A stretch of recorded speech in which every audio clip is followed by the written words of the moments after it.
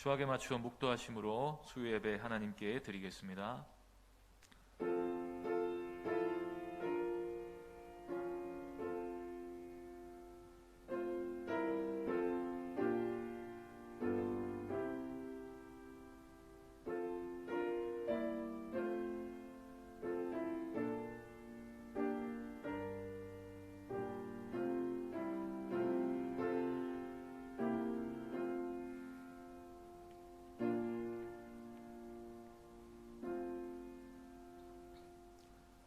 자비하신 하나님 아버지, 저희로 하여금 은혜를 사모하는 마음을 주시고 오늘도 진리 앞에 서게 하시니 감사합니다.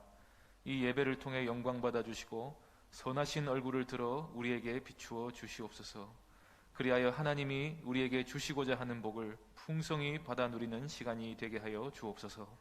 범사에 감사드리오며 주 예수 그리스도의 이름으로 기도하옵나이다. 아멘. 찬송가 421장 찬양하신 후에 백이분 권사님 기도하시겠습니다.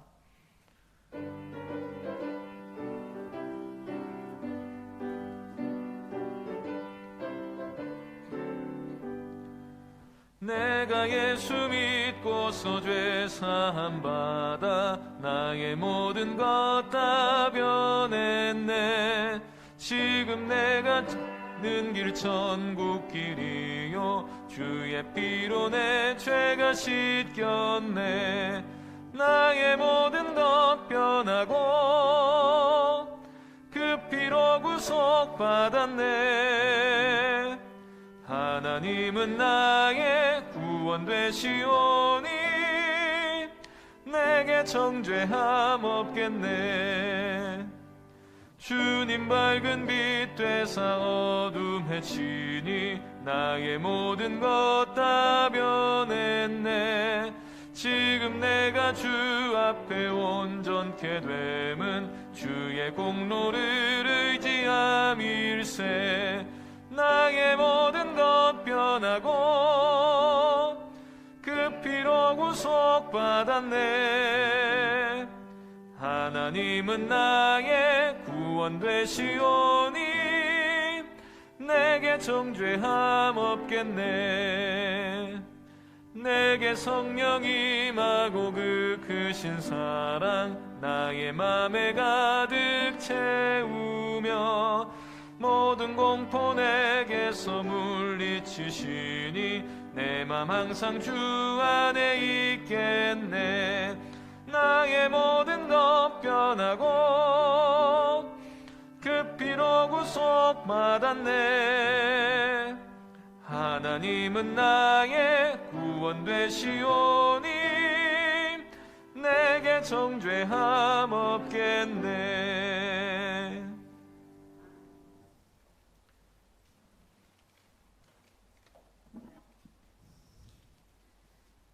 함께 기도드리겠습니다. 우리의 길이요 생명이 되신 주님을 찬양합니다. 코로나 확산으로 다시 비대면으로 3일 밤 각 처소에서 흩어져 예배를 드립니다. 하루속히 대면 예배가 이루어지도록 확산이 멈추어지도록 간구합니다. 예배드리는 각 처소에 주의 임재가 나타나게 하옵소서. 너희는 먼저 그의 나라와 그의 의를 구하라. 그리하면 이 모든 것을 너희에게 더하시리라 말씀하신 주님, 우리의 우선순위가 하나님이 되기를 원합니다.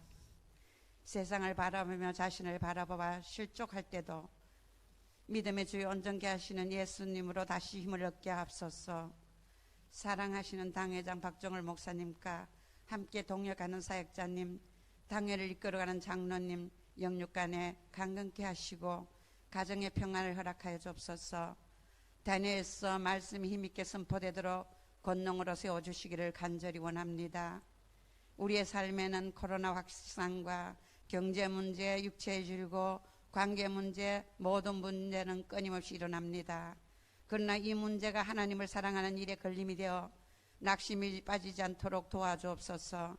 하나님을 사랑하는 자, 곧 그의 뜻대로 부르심을 입은 자들에게는 모든 것이 합력하여 선을 이루기를 원하시는 주님, 주님을 의탁하며 하나님을 사랑하며 말씀에 순종하도록 집중력을 허락하여 주옵소서. 예배당 이전 추진위원회께 지혜와 결단의 힘을 주사 예당 이전이 순적하게 잘 진행되도록 도와주시기를 간절히 원합니다. 임직자 선출을 위하여 기도합니다.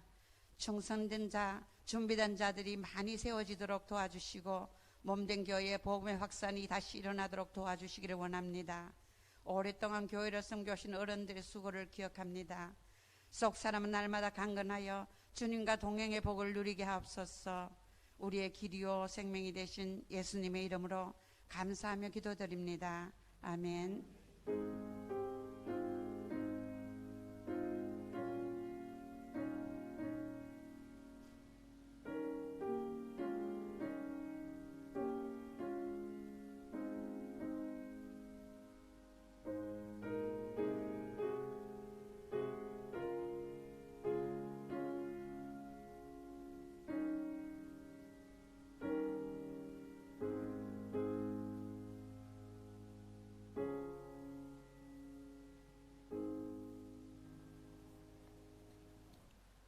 성경 읽겠습니다.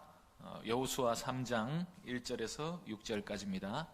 여호수아 3장 전체가 본문인데 1절에서 6절까지만 낭독하도록 하겠습니다. 여호수아 3장 1절부터 6절까지 제가 낭독하겠습니다. 또 여호수아가 아침에 일찍이 일어나서 그와 모든 이스라엘 자손들과 더불어 시딤에서 떠나 요단에 이르러 건너가기 전에 거기 유숙하니라. 사흘 후에 관리들이 진중으로 두루다니며 백성에게 명령하여 이르되 너희는 레위 사람 제사장들이 너희 하나님 여호와의 언약궤에 매는 것을 보거든 너희가 있는 곳을 떠나 그 뒤를 따르라.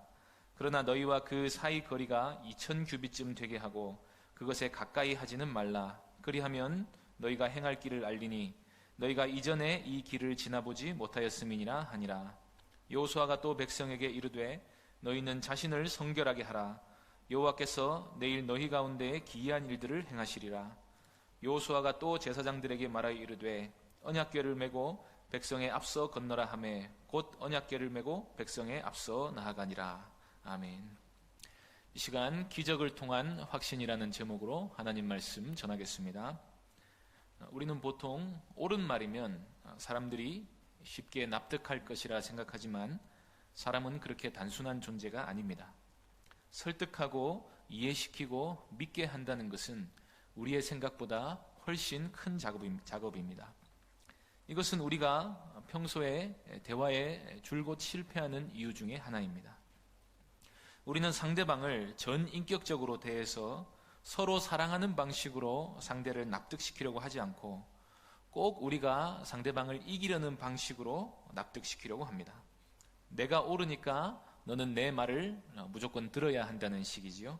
내가 우월하니까 너는 내게 굴복해야 되고 내 말을 무조건 따라야 한다 하는 식의 폭력적인 방식을 우리는 좋아합니다. 그러나 우리를 만드신 하나님은 사람이 어떤 존재인지를 아십니다. 우리의 본성도 아시고 죄성도 아시고 연약함도 아십니다. 그리고 하나님은 우리를 인격적으로 대우하십니다. 그래서 하나님은 우리를 믿게 하실 때에 옳은 길을 보여주실 뿐 아니라 설득하시고 공감하시고 내려앉으셔서 우리가 하나님을 믿기 위해 필요한 모든 것을 공급해 주십니다. 한 사람이 하나님을 믿게 될 때 필요한 것이 무엇이 있습니까? 창조주 하나님을 증거하기 위해 우리는 진화론과 싸울 많은 증거들을 가지고 있습니다. 그러나 어떤 사람이 진화론이 옳지 않다는 것을 인정했다고 해서 그 사람이 곧바로 창조주 하나님을 믿게 되는 것은 아닙니다. 또 만일 어떤 사람이 성경에 하나님이 계시다는 사실을 인정했다고 해서 그 사람이 하나님을 사랑하고 섬기는 존재가 되는 것도 아닙니다. 사람이 하나님을 믿으려면 지적으로 이해하고 설득당해야 할 뿐 아니라 하나님을 경험해야 합니다. 이 경험이라는 것은 하나님이 살아계시다 하는 측면과 그 하나님이 위대하시다 하는 것과 그 하나님께서 나를 사랑하신다 하는 것을 체험적으로 아는 것을 말합니다. 말하자면 하나님을 만나야 비로소 하나님을 참되게 믿을 수 있게 되는 것입니다. 그래서 우리 믿음이라는 것은 사실 하나님을 경험할 때 형성되는 것이고 우리가 그 하나님의 은혜와 사랑과 자비를 만났을 때 우리 자신을 하나님께 드릴 수 있게 되는 것입니다. 그래서 성경은 항상 사람이 하나님을 찾았다고 말하지 않고 하나님이 죄인을 먼저 찾아오셨다고 말씀합니다. 우리가 믿게 된 것은 하나님께서 우리를 찾아오셨기 때문입니다. 우리가 하나님을 인정하기 싫고 믿기도 싫어서 반대편으로 달려가고 있을 때 그런 패역한 우리를 따라오시면서 끊임없이 설득하시고 사랑하시고 만나주신 결과가 바로 우리의 믿음이라는 것입니다. 아직 어린 이스라엘의 민족의 믿음도 그렇게 형성이 됩니다. 하나님은 먼저 이스라엘에게 창조주 하나님이 계시다는 사실을 알려주십니다. 하나님께서 창조주가 있다는 것을 알리시는 방식은 예언과 기적입니다. 기적이 일어나기 전에 그 기적에 대한 예언 혹은 예고가 있습니다. 그리고 그 예언이 기적적으로 성취되는 것을 보면서 하나님께 대한 이스라엘의 믿음이 성장합니다. 기적을 경험한 이스라엘은 이제 아무도 창조주 하나님이 계시다는 것을 부인하지 못합니다. 기적을 통해서 하나님을 경험하게 된 것입니다. 또한 이 기적의 대상 혹은 방향을 통해서 이스라엘은 그 하나님께서 누구의 하나님이신지를 경험하게 됩니다. 홍해를 가르신 하나님께서는 이스라엘은 구원하시고 그 대적들은 망하게 하신다는 사실을 보여주셨습니다. 여기서 우리는 하나님께서 기적을 하나의 쇼로 사용하지 않으신다는 사실을 보게 됩니다. 기적은 어디까지나 하나님의 백성들의 믿음을 위한 것입니다. 그리고 그 기적을 통해 하나님의 백성들은 살려주심으로써 하나님께서 그의 백성들을 사랑으로 인도하신다는 사실을 보여주십니다. 그러면서 하나님은 이 기적을 통해 하나님의 백성들이 하나님을 온전히 믿고 신뢰하기를 바라시는 것입니다. 여호수아는 가나안 정복의 역사를 기록한 말씀입니다. 그런데 실제 가나안 정복은 6장부터 시작이 되고 그 전까지는 가나안 정복을 준비하는 기간입니다. 그리고 실제로 내용상으로 보면 가나안 정복 전쟁에 관한 이야기는 간단하게 기록되어 있는 반면에 정복을 준비하게 하는 내용이 훨씬 더 깊고 비중 있게 다루어지고 있음을 볼 수 있습니다. 말하자면 1장부터 5장까지의 내용은 가나안 정복을 확신시키시기 위한 하나의 긴 설득의 과정입니다. 1장에서 여호수아에게는 말씀으로 확신과 용기를 주십니다. 2장에서는 라합의 고백을 통해서 이스라엘 백성들에게 가나안 땅을 정복할 수 있다는 확신을 주십니다. 그리고 3장과 4장에서는 요단 강물이 끊기는 기적을 통해서 이스라엘 백성들에게 이 가나안 정복이 확실히 이루어질 것이다 하는 확신을 보여주십니다. 그리고 더 나아가 사실 6장도 여리고 성이 기적적으로 무너지는 것을 보면서 가나안 정복 전쟁 전체의 승리를 확신시켜 주시는 장면이라고도 볼 수 있습니다. 이 전쟁은 하나님의 전쟁이고 하나님께서 그동안에 하신 약속을 성취하는 과정입니다. 하나님은 결코 실패하지 않으십니다. 하나님은 가능성을 따지는 분이 아니십니다. 하나님은 하고자 하는 일을 반드시 해내시는 분이십니다. 우리가 믿는 하나님은 전능하신 하나님이십니다. 그런데 가나안을 정복해야 하는 특별한 이유 때문에 이 일에는 백성들의 믿음이 반드시 필요합니다. 이스라엘 공동체는 무엇보다도 하나님만을 온전히 의지하고 신뢰하는 공동체가 되어야 했습니다. 그들은 여차하면 혹시나 다른 신이 우리에게 복을 주지 않을까 하는 생각은 꿈에도 꾸지 않은 충성되고 신실한 백성들이 되어야 했습니다. 그런 거룩한 하나님의 백성들이 되어서 가나안 땅을 정복했을 때 비로소 하나님의 나라가 시작될 수 있는 것입니다. 하나님만 의지하고 하나님만 신뢰하고 하나님의 명령만 따르는 하나님의 백성들을 만드시는 것이 하나님께는 더 중요하고 어려운 작업인 것입니다. 그래서 사람의 체질을 아시는 하나님께서는 다양한 방식으로 내가 너희를 인도할게, 내가 반드시 약속을 이룰 거야, 내가 반드시 너희를 인도할 거야, 너희는 나를 믿고 따라오기만 하면 된다, 너희는 내 뜻을 따라서 거룩한 나의 백성이 되면 된다 하는 사실을 끊임없이 보여주십니다. 정복은 가서 하면 됩니다. 승리는 보장되어 있습니다. 문제는 사람들이 승리하게 하시는 하나님을 믿고 따르게 하는 일이 훨씬 더 중요한 일인 것입니다. 비록 이스라엘 백성들이 요단 동편 땅을 이미 차지하긴 했지만 가나안 땅에 있는 수많은 족속들까지 정복할 수 있을까 하는 것은 여전히 미지의 일이었습니다. 그것은 인간들의 관점에서는 알 수 없는 미래의 일인 것입니다. 게다가 이스라엘은 어쩌면 요단 동편에 한 민족 정도는 거주할 수 있을 만한 충분한 땅은 이미 얻은 상태라고 할 수도 있었습니다. 피곤한 전쟁을 하지 않아도 그들은 마음만 먹으면 요단 동편에 얼마든지 자리를 잡을 수 있었습니다. 심지어 그들을 애굽에서 인도해낸 위대한 지도자 모세도 잃고 말았습니다. 그래서 하나님의 관점에서 볼 때 전쟁에서의 승리, 이것보다 훨씬 더 중요한 문제는 그의 백성들이 하나님을 믿고 따라오도록 만드는 일입니다. 현실에 안주하지 않고 가나안 원주민들을 두려워하지 않고 하나님 나라를 위해 전진하게 만들려면 무엇보다도 약속하신 하나님께서 우리와 함께 하신다 하는 사실을 믿게 하는 일이 너무나도 중요한 일인 것입니다. 그래서 하나님은 기적을 통해서 온 땅의 주인 되신 하나님께서 그들과 함께 계신다는 사실을 보여주십니다. 또 하나님께서 그들을 반드시 인도하셔서 조상들로부터 약속하신 바를 이제 너희들을 통해 성취하신다는 그 사실을 기적을 통해 확신시켜 주기를 원하십니다. 그래서 3장에서 가장 핵심되는 구절은 10절이라고 할 수 있습니다.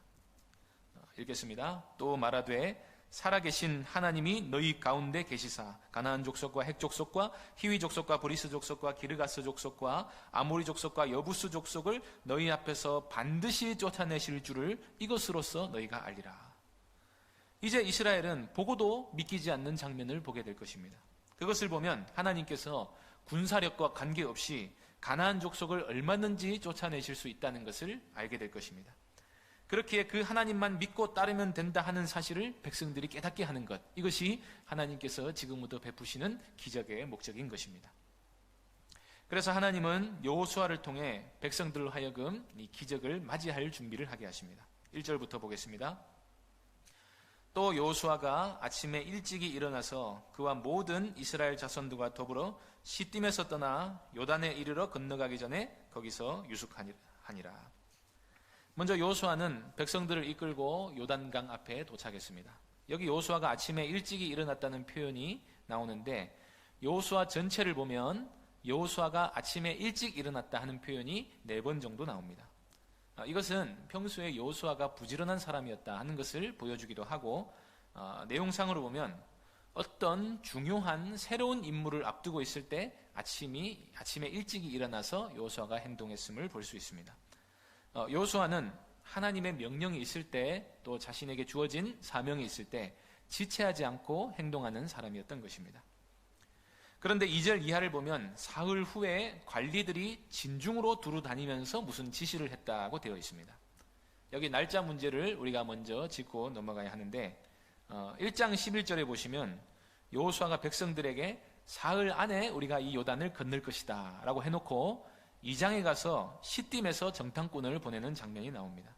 여리고에서 요단까지는 약 10km 정도 거리이고 시딤에서 요단까지도 그 엇비슷한 거리입니다. 그러니까 정탐꾼들이 가서 라합의 집에 들어가는데 하루 걸리고, 그리고 2장 22절 보면 또 산에 사흘을 또 숨어 있다가 돌아가니까 아무리 적게 잡아도 최소 나흘을 꽉 채운 뒤에 시딤으로 돌아왔다는 말이 됩니다. 그리고 나서 3장의 시딤을 떠나서 요단으로 출발한 뒤에 또 사흘 뒤에 요단강 도하를 준비했다. 이렇게 하면 실제로는 일주일이 걸린 것이죠. 그러면 1장에서 사흘 후에 요단을 건넜다 하는 말이 순서상으로 보면 잘못된 정보가 되고 마는 것입니다. 그래서 이것은 여호수아 1장에서 3장이 순서대로 기록된 것이 아니라, 시간 순서대로 기록된 것이 아니라 시간 순서상으로는 2장에서 시딤에서 정탐꾼들을 먼저 보냈고 그 뒤에 요단 강가에서 도착했을 때 1장에서 일이 있었고 3장에서의 사건이 이어진 것으로 보아야 할 것입니다. 요단에 도착한 후 사흘 뒤에 여호수아는 백성들에게 3가지 명령을 합니다. 첫째는 3장 3절에 보시면 제사장들이 언약궤를 메는 것을 보면 그 뒤를 따라가라 한 것이고, 둘째는 4절에 보시면 언약궤를 따라가되 그 거리를 2000규빗, 그러니까 약 1km쯤 띄우고 그 이상 가까이 하지 말라는 것입니다. 한마디로 언약궤를 정해진 거리를 두고 따르라고 한 거죠. 이 두 명령은 여호수아가 관리들을 통해서 전달한 것이고, 셋째는 여호수아의 명령인데 5절에 보시면 백성들에게 너희는 자신을 성결하게 하라고 명령합니다. 여기서 성결하게 하라는 말은 하나님을 만날 준비를 하라는 뜻입니다. 율법을 보면 하나님께서 특별히 임재하실 때 백성들로 하여금 스스로를 성결하게 할 것을 요구하시는 장면을 볼 수 있습니다. 출애굽기 19장에서 하나님은 백성들에게 율법을 주시기 전에 옷을 빨게 하고 여인을 가까이 하지 말고 산에 쳐놓은 경계선을 침범하지 못하게 하셨습니다. 또 레위기를 보면 성결이란 대체로 의식법과 관련이 되어 있는데 부정한 음식을 먹지 않고 시체를 가까이 하지 않는 등 부정한 것들을 멀리하는 것을 말합니다. 이런 성결에 관한 명령은 우리가 하나님을 대할 때 어떤 자세로 대해야 하는지를 잘 보여주는 것입니다. 하나님은 거룩하시기에 그 하나님을 만나는 백성들 역시도 거룩해야 합니다. 그래야 백성들이 죽지 않고 하나님의 역사를 경험할 수 있는 것입니다. 여기서 우리는 하나님의 요구사항이 의외로 단순하다는 것을 보게 됩니다. 좀 번거롭긴 하지만 그래도 어려운 것은 아닙니다. 하나님은 가나안 정복을 앞두고 있는 백성들에게 군사훈련이나 무기제조나 아니면은 너무 하기 어려운 일들을 요구하지 않으셨습니다. 전쟁을 앞두고 있는데 전쟁을 준비하는 것이 아니라 단지 성결할 것을 요구하셨던 것입니다. 여기서 우리는 하나님의 관심사는 어제나 오늘이나 하나님의 백성들의 성결이라는 것을 보게 됩니다. 그리고 3절부터 5절까지 내려진 세 가지 명령을 잘 생각해 보면 이 성결이란 다름 아닌 하나님께 대한 믿음을 요구하신 것이라는 것을 깨닫게 됩니다. 거룩하신 하나님을 만나려면 사실은 완전한 의가 있어야 합니다. 그런데 사람이 옷을 빨고 음식을 가리고 시체를 가까이 하지 않고 부부가 따로 잠을 잔다고 해서 하나님을 만날 만큼 충분히 성결할 수 있겠습니까? 그런데 하나님은 그 정도만 하면 너희가 나를 만날 준비가 충분히 된 것이라고 말씀하고 계신 것입니다. 이것은 의식법이 실제로 그들의 영혼을 정결하게 했다고 말한 것이 아닙니다. 그렇게 말씀하신 하나님을 믿고 믿음으로 그 명령에 순종하면 하나님께서 그 백성들의 믿음을 보시고 그를 의롭다 인정해 주는 것을 의미합니다. 행위로 성결해지는 것이 아니라 믿음으로 실제로는 성결해지는 것입니다. 언약궤를 따르는 문제도 마찬가지입니다. 하나님께 대한 믿음은 순종으로 나타나야 하는데 그 순종의 근간은 하나님께 대한 경외심이어야 합니다. 언약궤는 하나님께서 임재하시는 장소였습니다. 그래서 언약궤를 가까이 하지 않는 것은 거룩하신 하나님을 두려워할 것을 요구하는 말씀입니다. 사람은 하나님께 함부로 접근할 수 없습니다. 하나님은 홀로 위대하시고 그 어떤 피조물도 가까이 거할 수 없는 빛에 거하신 거룩하신 분이십니다.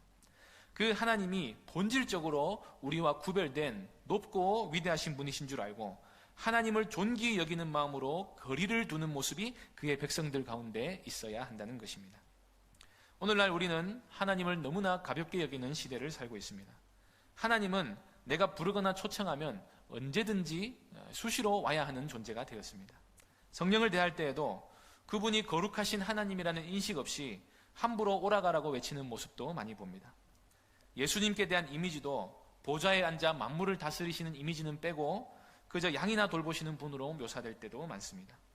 그러나 우리가 섬기는 삼위 하나님은 거룩하시고 존귀하시고 높고 영화로우신 분이심을 믿으시기 바랍니다.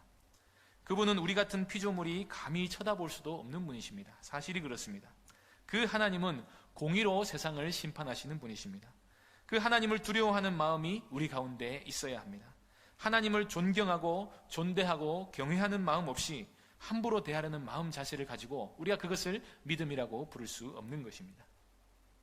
그러면서 하나님의 백성들은 언약궤가 움직이면 또 그것을 전적으로 따라야 했습니다. 언약궤 안에는 율법이 들어 있습니다. 그래서 백성들이 언약궤를 따른다는 것은 그 모양새로 보나 의미로 보나 하나님의 말씀을 따르는 것을 의미합니다. 백성들은 언약궤가 움직이면 움직이고 언약궤가 멈춰서는 곳에 멈춰서야 했습니다. 그래서 말씀을 따른다, 하나님을 경외한다, 스스로를 성결하게 한다. 이 세 가지 명령은 한결같이 하나님께 대한 믿음을 요구하는 것입니다. 그리고 이 세 명령은 하나님께 대한 믿음이 어떤 성격인 것인지도 잘 보여줍니다. 하나님을 잘 믿는다는 것은 하나님을 두려워하는 것을 말합니다. 또 그렇기 때문에 그 하나님을 두려워하는 마음을 가지려면 하나님이 누구신지 잘 알아야 하는 것입니다. 또 하나님의 말씀이 무엇인지 알아야 하나님께서 요구하시는 대로 우리가 믿을 수 있습니다. 성경은 진리를 떠나 자기 임의대로 믿는 믿음을 참 믿음이라고 부르지 않습니다. 그래서 무턱대고 믿기 전에 반드시 하나님의 말씀을 먼저 잘 들어야 하는 것입니다. 백성의 관리들이 두루 다니며 하나님의 명령을 전할 때 따르라는 말만 듣고 거리두기를 하라는 말을 못 들었다면 그 사람은 잘못 믿게 되는 것입니다. 예수님께 대한 믿음도 마찬가지입니다. 예수님을 믿으면 구원받는다는 말만 듣고 회개하고 죄사함을 받으라는 말은 못 들었다면 그 사람은 구원받지 못할 믿음을 갖게 되는 것입니다. 그래서 우리는 하나님께서 백성들에게 그 무엇보다도 거룩할 것을 요구하셨고 거룩하기 위해서는 다름 아닌 하나님을 전적으로 믿어야 한다는 사실을 보았습니다. 그리고 이 믿음이란 하나님이 누구신지 알고 그에 합당한 경건한 반응을 보이는 것이고 하나님의 요구에 순종하는 것이라는 사실도 보게 되었습니다. 우리가 행위로 하나님 앞에 온전할 수는 없지만 하나님은 그 믿음을 보시고 그를 의롭다 인정하시고 그를 찾아오셔서 하나님의 놀라우신 역사를 경험하게 해주신다는 것입니다. 그리고 이어진 7절에서 8절 사이에서는 하나님이 여호수아에게 하시는 말씀이고 9절에서 13절 사이는 여호수아가 백성들에게 하나님께 들은 말씀을 전하는 장면입니다. 이 두 장면에서 하나님은 여호수아에게 확신을 주시고 백성들에게도 확신을 줄 거라고 말씀하고 계십니다. 7절을 보겠습니다. 여호와께서 여호수아에게 이르시되 내가 오늘부터 시작하여 너를 온 이스라엘의 목전에서 크게 하여 내가 모세와 함께 있었던 것 같이 너와 함께 있는 것을 그들이 알게 하리라. 여기서 하나님은 백성들이 여호수아는 하나님이 세우신 지도자다 하는 사실을 알게 될 거라고 말씀하십니다. 즉 이 기적을 통해서 여호수아의 권위를 높여주시겠다는 것입니다. 이스라엘 백성들의 입장에서 하나님의 말씀을 따른다는 것은 실제로는 여호수아의 말을 따른다는 것과 같았습니다. 그러니 하나님 입장에서도 여호수아의 권위를 높여주는 것이 상당히 중요한 일인 것입니다. 그리고 여호수아는 모세의 뒤를 이어서 이 백성을 이끌어야 할 막중한 책임을 지고 다소간의 불안감과 두려움을 가지고 있는 상태였습니다. 그래서 하나님은 굳이 이런 말씀을 여호수아에게 하시면서 그러니까 강하고 담대해야 한다 하는 말씀을 반복하고 계신 것입니다. 하나님이 여호수아를 높여주실 것입니다. 그러니 여호수아는 하나님의 말씀을 전적으로 따라야 합니다. 그래야 백성들이 따라올 것이기 때문입니다.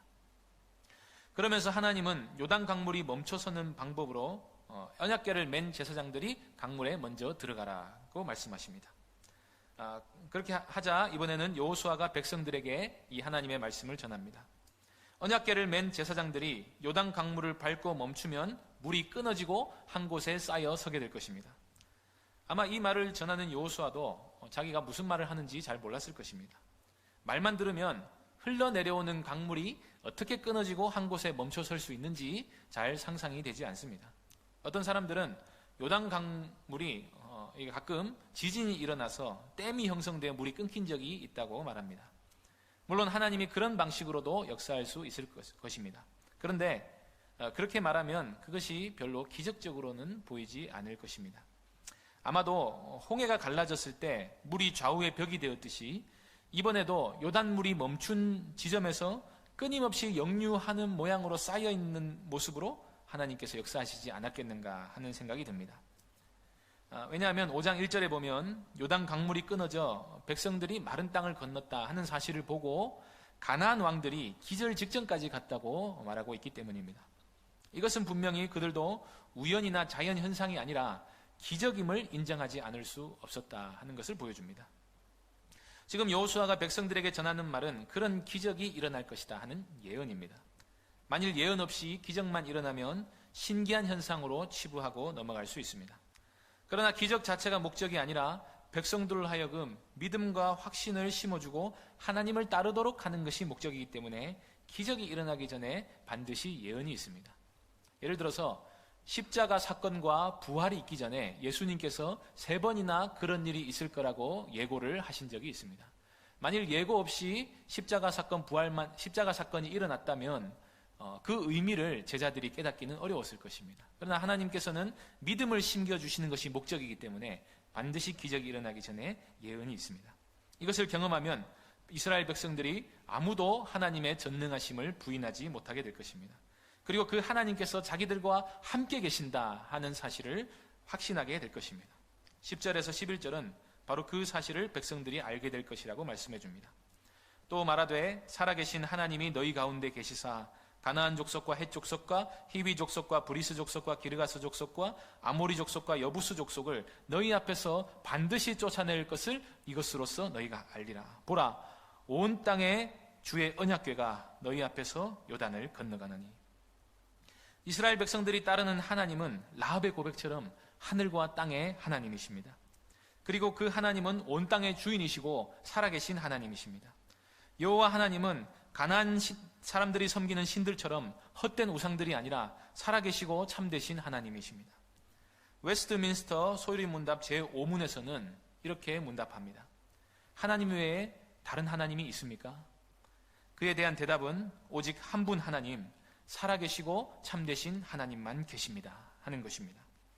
이스라엘 백성들은 바로 이 사실을 알고 믿어야 했던 것입니다. 다른 신은 없다. 이스라엘이 이것을 깨닫는데 얼마나 오랜 세월이 걸렸습니까? 아직도 얼마나 많은 사람들이 실체가 없는 무능한 신들을 섬기고 있습니까? 그것은 인간의 마음이 심히 허망하게 되었다는 증거입니다. 또한 그것은 하나님의 질투심을 유발하는 큰 범죄 행위입니다. 이스라엘은 그런 죄악으로부터 건짐을 받은 거룩한 하나님의 백성들이었기 때문에 하나님의 전능하심을 이스라엘 백성들에게 이 기적을 통해 보여주심으로써 그들의 믿음을 성장시키시려고 했던 것입니다. 또한 이스라엘은 그 하나님께서 자기들과 함께 계신다는 사실을 확신할 필요가 있었습니다. 하나님이 계시다는 사실은 믿지만 그 하나님이 자기를 사랑하신다는 사실은 믿지 못하는 사람들이 많이 있습니다. 그것은 사실 크나큰 불신앙입니다. 홍해를 갈라 그들을 구원하시고 40년간이나 불기둥과 구름기둥 사이에 살게 하시면서 옷도 헤어지지 않고 신발도 닳지 않고 만나를 먹고 살게 하신 하나님께서 자기들을 책임져 주지 않을 수도 있다 하는 생각을 갖고 있다는 것 자체가 사실은 불신앙이고 불경건인 것입니다. 하나님은 신실하시기 때문에 부르심에 후회하심이 없습니다. 구원하시기로 하시고 약속을 이루시려고 불러내셨으면 반드시 그것을 이루어 나가시는 분이시는 것입니다. 그런 하나님께서 우리를 살리시기 위해 독생자까지도 아낌없이 주셨다면 우리를 반드시 구원해내시고 복을 주시지 않으시겠습니까? 그런데 우리는 예수를 믿는다고 말하면서도 하나님의 사랑을 확신하지 못할 때가 너무나도 많습니다. 성령을 받았다고 말하면서도 하나님이 언제고 우리를 미워하셔서 내칠 수도 있다고 생각합니다. 그러면서 하나님이 우리의 삶을 고단하게 하신다며 은근히 원망하고 불평하며 살아갑니다. 그것은 하나님을 많이 오해하고 있는 것입니다. 자녀들을 향한 하나님의 생각은 언제나 평안이십니다. 하나님의 자녀가 안 됐다면 모르지만 우리가 하나님의 자녀들이라면 하나님은 우리에게 언제나 복을 주시려고 하시는 것입니다. 저는 가끔 마음이 불안하고 미래가 두렵고 죽을 것 같은 괴로움에 빠졌을 때 이 사실을 묵상해 봅니다. 하나님이 마침내 나를 천국에 데려다 주실 것이 확실하다면 현재의 괴로움은 무엇입니까? 당장 드는 생각은 내가 하나님께 무슨 죄를 지어서 하나님이 나를 치셨는가 하는 것입니다. 물론 회개하기 위해서 하나님이 어려움을 주실 수도 있지만 하나님과의 관계를 그렇게 무조건 단순하고 피상적으로 생각해서는 안 되는 것입니다. 모든 것은 우리를 향하신 선한 생각을 품고 계신 하나님의 계획의 일부입니다. 하나님이 나를 사랑하셔서 구원해 주셨는데 이 땅에 굳이 살게 해주셨다면 이 땅에서 우리가 해야 될 일이 있는 것이고 하나님께서 그 삶을 책임져 주시기로 하셨다는 것입니다. 하나님이 우리를 이끄실 때 사랑으로 이끌지 않으신 것이 하나도 없다는 것입니다. 결과가 확실하면 그 과정도 확실한 것입니다.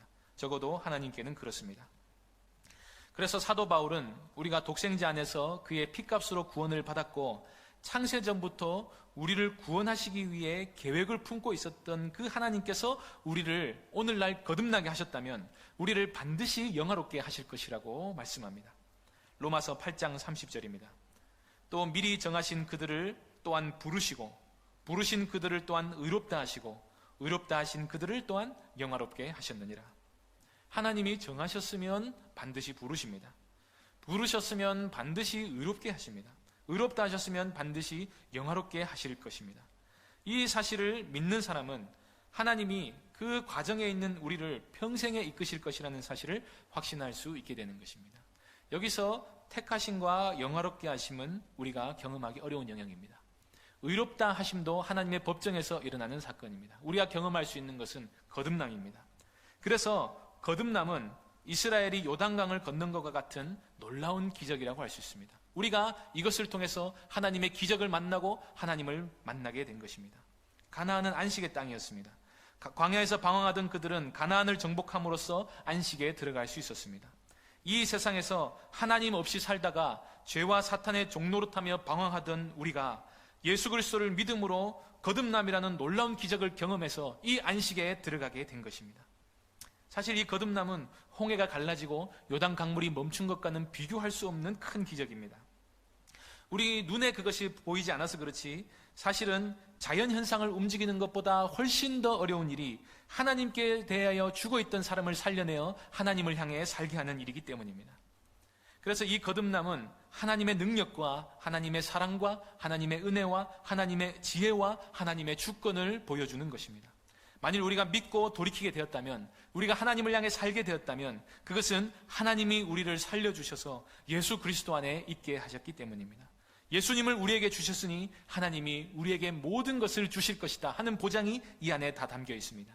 영혼이 살아나는 기적을 경험하게 하여 주셨으니 앞으로도 반드시 인도하여 주실 거다 하는 사실을 보여주시는 것입니다. 이 사실을 믿어야 우리가 복음 안에서 전진할 수 있습니다. 하나님이 우리를 위해서 이 모든 일을 친히 해주셨다는 사실을 믿어야 죄와 싸워 이길 수 있습니다.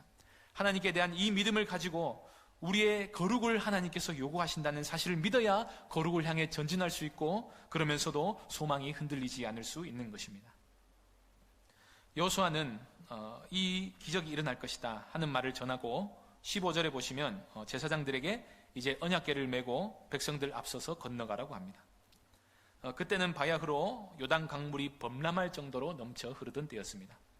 평소에 요단강은 사람이 쉽게 건널 수 있을 만큼 얕은 개울에 불과한데 1년 중에서 곡식 거두는 시기가 되면 요단 강물 수위가 사람 키를 넘는다고 합니다. 한마디로 기적이 일어나지 않으면 요단강을 건널 수 없는 시기를 골라서 하나님이 백성들을 인도하셨다는 것입니다. 생각해보면 요단강을 건너는 방법은 꼭 강물이 멈춰야만 하는 것은 아닙니다. 그동안에 40년 동안이나 기다렸으니까 몇 달만 더 기다려서 수위가 낮아지면 얕은 곳을 골라서 건너가면 됩니다. 여기서 하나님이 굳이 사흘 안에 이스라엘을 건너가라고 재촉하신 이유가 보이지 않습니까? 하나님이 보여주고 싶은 게 있으신 것입니다. 그러면서 이스라엘 백성들의 정체성이 무엇인지 확인시켜주고 싶으신 것입니다. 16절에 보시면 여호수아의 말대로 제사장들이 앞서가서 발이 물에 잠기자 곧바로 위로부터 흘러내리던 물이 끊어져서 매우 멀리 있는 아담성읍 변두리 한 곳에 쌓였다고 하는데, 이곳은 여리고로부터 북쪽으로 한 20km 떨어진 곳이라고 합니다. 지금 이스라엘 백성들이 여리고 맞은편에 있으니까 이스라엘 백성들로부터 한 20km 북쪽이고, 그렇게 해서 사해로 들어가는 물까지 완전히 끊어졌으니까 굉장히 광범위하게 물이 끊어진 것입니다. 그 많은 물이 어떻게 쌓이게 되었는지 상상이 쉽지는 않지만 그 사실을 목격한 사람들은 이것이 하나님의 역사라는 사실을 부인할 수 없었을 것입니다. 그리고 17절에 보면 제사장들이 요단 가운데 마른 땅에 굳게 선 동안에 백성들이 그 마른 땅으로 건너갔다고 되어 있는데, 이 사건은 이것이 홍해가 갈라진 사건을 반복한 것임을 보여주는 것입니다. 홍해가 갈라질 때도 이스라엘 백성들은 질퍽한 땅을 걷는 것이 아니라 마른 땅을 건너갔습니다.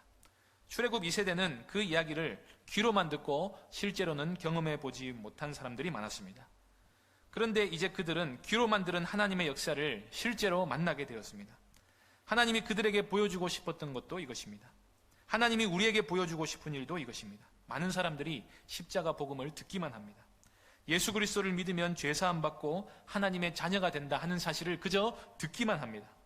그리고 그 은혜에 완전히 설복당하지 않은 상태에서 하나님을 적당히 알고 적당히 대하고 적당히 믿고 말려고 합니다. 그것은 아직 하나님을 만나지 못한 상태입니다. 그들에게는 마른 땅을 건넌 경험이 없습니다. 하나님이 이 괴로운 내 삶에 찾아오셔서 구원의 역사를 베푸셨다는 경험이 없는 것입니다. 그러니 감사도 없고 찬송도 없이 그저 하나님을 우상 숭배하듯이 섬기고 예배를 화석화시키고 마는 것입니다. 우리가 복음을 믿을 때는 단지 머리로 이해한 것을 동의하는 데 그쳐서는 안 됩니다. 하나님께서 복음 안에서 우리에게 베푸신 은혜를 실제로 우리가 경험하고 그 은혜에 감격하며 찬송하기 전까지 우리는 아직 복음을 경험한 것이 아닙니다. 요단강이 갈라진 기적은 사람들의 기억 속에 충격으로 남아있는 경험 정도였겠지만, 복음으로써 우리 영혼이 거듭나는 기적은 우리 영혼에 완전히 새겨져서 우리 영혼에서 속에서 날마다 새로워지는 경험입니다. 그러니 거듭난 사람이 하나님을 잊어버리는 일은 불가능한 일인 것입니다. 그러므로 하나님을 만나기를 사모하시기 바랍니다. 이사야서에서 하나님은 이렇게 말씀하십니다. 이사야서 55장 6절 7절 말씀입니다. 너희는 여호와를 만날 때에 찾으라. 가까이 계실 때에 그를 부르라. 악인은 그의 생각을 버리고 여호와께로 돌아오라. 그리하면 그가 긍휼히 여기시리라. 우리 하나님께로 돌아오라. 그가 너그럽게 용서하시리라. 이 용서에 대한 경험, 용서받은 경험, 양심이 완전히 평안을 얻은 경험, 말 그대로 하나님을 만나 회개하고 순종하게 된 경험, 우리 영혼이 안식을 얻게 된 경험, 하나님 나라에 들어가게 된 경험, 그 나라를 소망하게 된 이 충격적인 경험이 있어야 합니다. 이것이 있으면 하나님이 우리를 평생에 보호해 주실 것이다 하는 것을 확신할 수 있습니다. 수많은 전쟁에서, 죄와의 싸움에서, 그리고 세상과의 유혹에서도 우리를 이기게 해주실 것을 확신할 수 있습니다. 그리고 마침내 그 영원한 나라의 안식에 우리가 들어가게 해주실 것이다 하는 사실도 믿을 수 있습니다. 하나님은 부르신 자들을 반드시 영화롭게 하시는 분이시기 때문입니다. 이미 믿고 거듭났지만 불안 가운데서 확신을 잃어버린 채 믿음이 흔들리고 있는 성도님들을 향해 말씀드립니다. 성도님들의 마른 땅은 어디로 갔습니까? 그 건넜던 지점을 생각해 보시기 바랍니다. 하나님이 또 우리를 순간순간 인도하셨던 경험을 떠올리시기 바랍니다. 자녀가 아니면 하나님의 인도를 경험할 수 없습니다. 우리가 믿음이 흔들리는 것은 그 베푸신 은혜를 우리가 기억하지 못하고 세상의 것에 너무 우리의 마음이 많이 뺏겨 있기 때문입니다. 그래서 하나님은 우리에게 성결을 요구하십니다. 하나님을 경외함으로 말씀을 따르고 그 말씀에 날마다 순종할 때 하나님이 우리 삶에 날마다 찾아오셔서 하나님을 믿을 만한 증거를 우리에게 보여주실 것입니다. 무엇보다도 하나님께서 우리를 거듭나게 하셨다 하는 사실로 인해 하나님을 찬송하며 사시기 바랍니다. 우리를 대신에 하나뿐인 독생자까지도 아낌없이 내어주셨다는 사실을 기억하시기 바랍니다. 성령이 우리 마음속에 사신다는 증거가 있으십니까? 그러면 우리 안에 계신 하나님께서 마음껏 사시도록 우리 몸을 순종의 도구로 내어주시기 바랍니다. 그러면 하나님께서 우리로 하여금 충만한 확신 가운데서 하나님 나라의 복을 현재적으로 누리며 살게 해주실 것입니다. 이스라엘에게 베푸신 기적은 단순히 하나님의 능력을 보여주시기 위한 과시용 쇼가 아니었습니다. 언제나 하나님이 우리에게 바라시는 것은 우리가 하나님을 전적으로 믿고 의지하는 것입니다. 이 사실을 기억하시기 바랍니다. 우리가 믿으면 기적은 필요 없습니다. 아니, 오히려 우리 존재 자체가 기적임을 보게 될 것입니다. 이미 우리로 하여금 믿게 하기 위한, 우리를 믿게 하기 위한 하나님의 기적이 인류 역사를 통해서 충분히 많이 일어났습니다. 예수 그리스도께서 부활하셨다는 이 한 가지 기적만 생각해 보시기 바랍니다. 죽었던 우리 영혼이 거듭나 하나님을 섬기게 되었다 하는 이 한 가지 기적만 생각해 보시기 바랍니다. 그 하나님께서 우리를 영원토록 인도해 주실 줄로 믿습니다. 그 과정 가운데 살고 있는 우리를 평생에 인도해 주실 것입니다. 이 확신을 가지시고 믿음으로 담대히 죄와 세상과 싸워 이기며 살아가시기 바랍니다. 기도하겠습니다.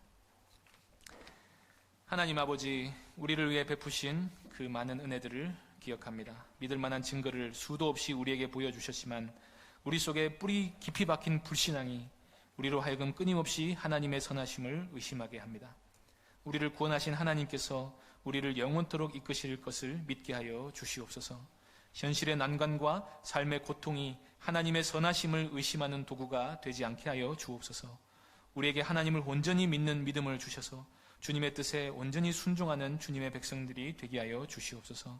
오늘도 변함없으신 하나님의 사랑과 은혜에 감사드리며 주 예수 그리스도의 이름으로 기도하옵나이다. 아멘.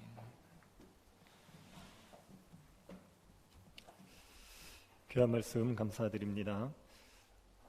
광고를 드리겠습니다. 12월 31일 오후 11시에 송구영신 예배를 드리도록 하겠습니다. 가정에서 홈페이지에 게시되는 영상으로 송구영신 예배를 드려주시기를 바랍니다. 찬송가 440장 찬양하고 몇 가지 기도 제목으로 기도하고 죽도로 예배를 마치겠습니다.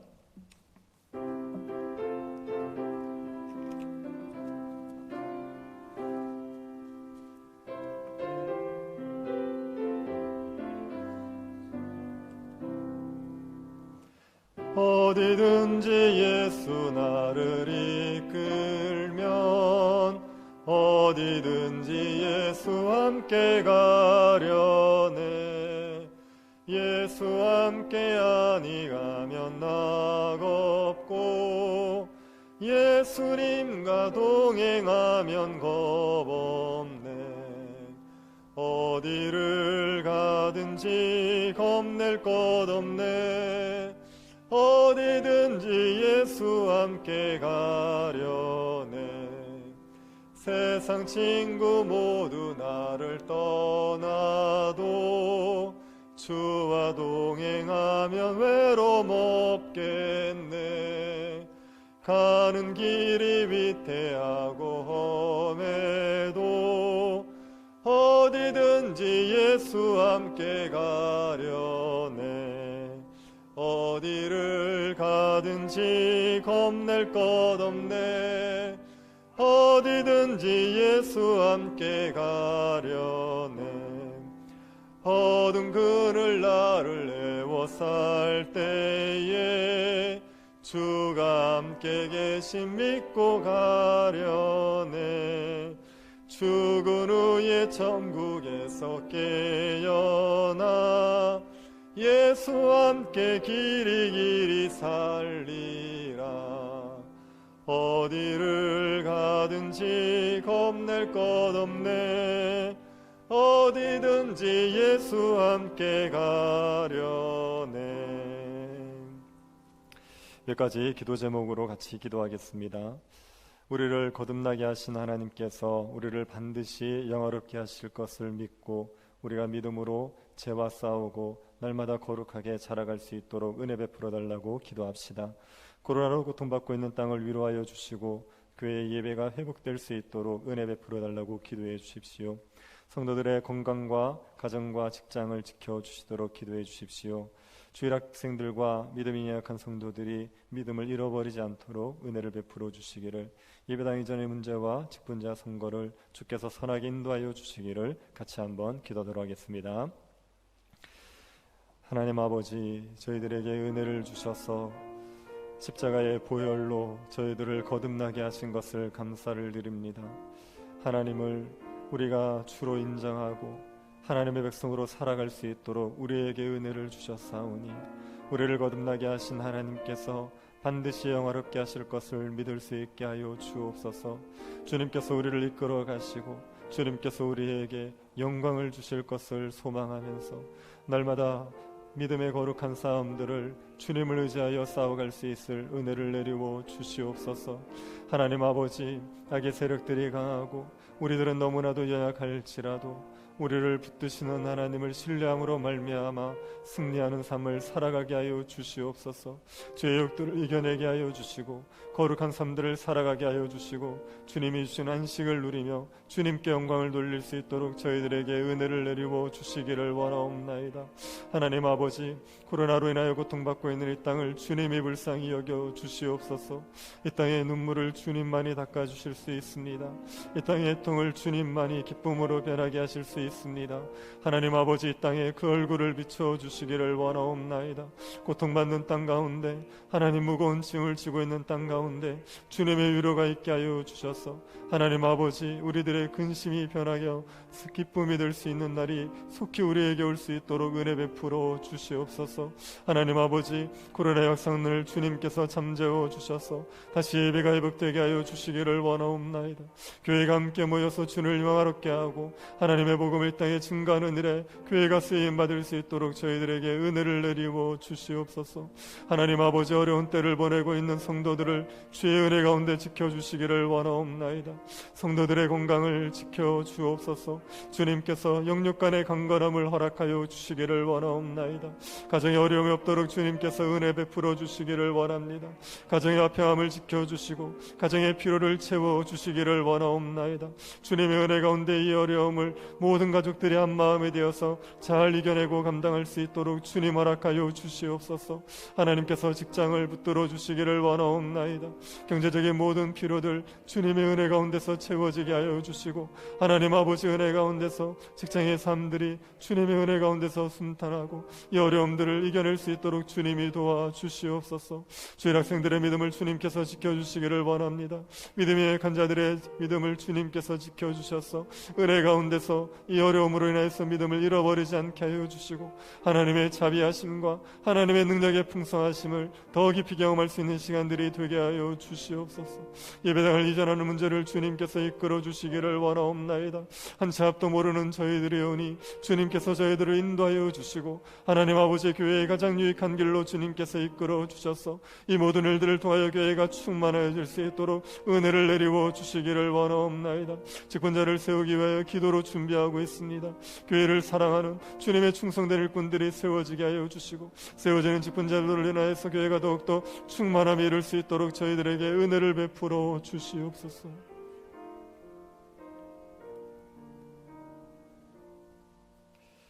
지금은 우리 주 예수 그리스도의 은혜와 하나님의 사랑과 성령의 교통 이루하심이 우리를 거듭나게 하신 하나님께서 우리를 영화롭게 하실 것을 확신하며 믿음의 길을 걸어가기를 소원하는 사랑하는 주의 백성들의 머리 위에 지금으로부터 영원토록 함께 있을지어다.